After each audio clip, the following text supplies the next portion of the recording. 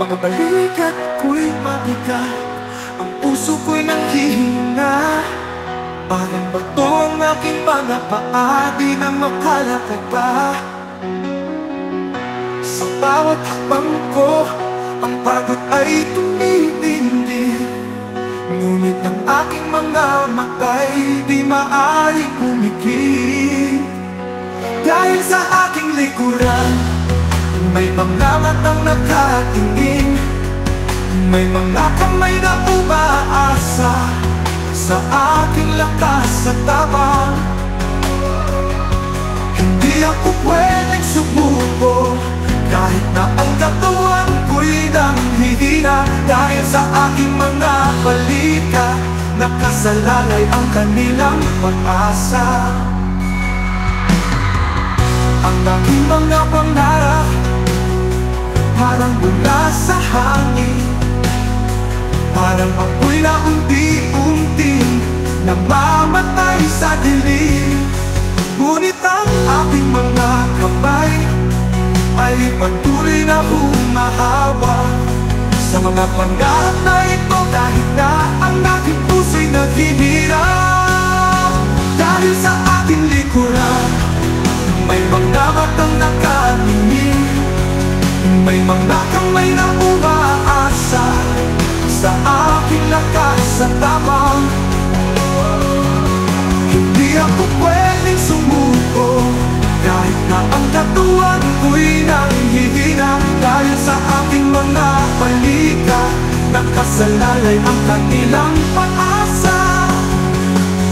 Ang pagod ay nararamdaman, ang sakit ay tumatapos. Ngunit ang nakikalooban ay patuloy na lumalaban.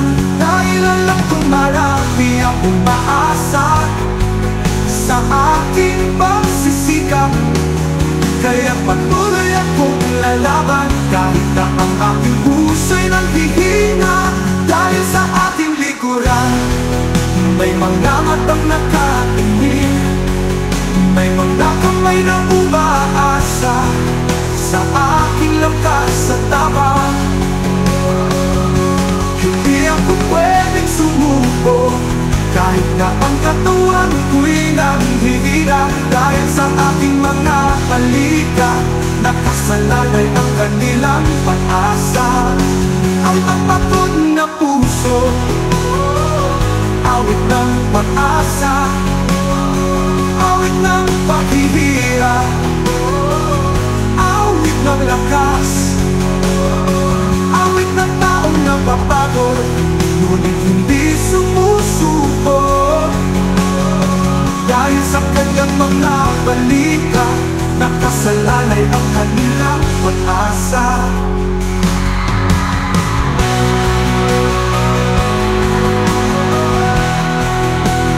Awit ng pagod na puso, awit ng pag-asa, awit ng paghihirap, awit ng lakas, awit ng taong napapagod, ngunit hindi sumusuko. Dahil sa kanyang mga palika, nakasalalay ang kanilang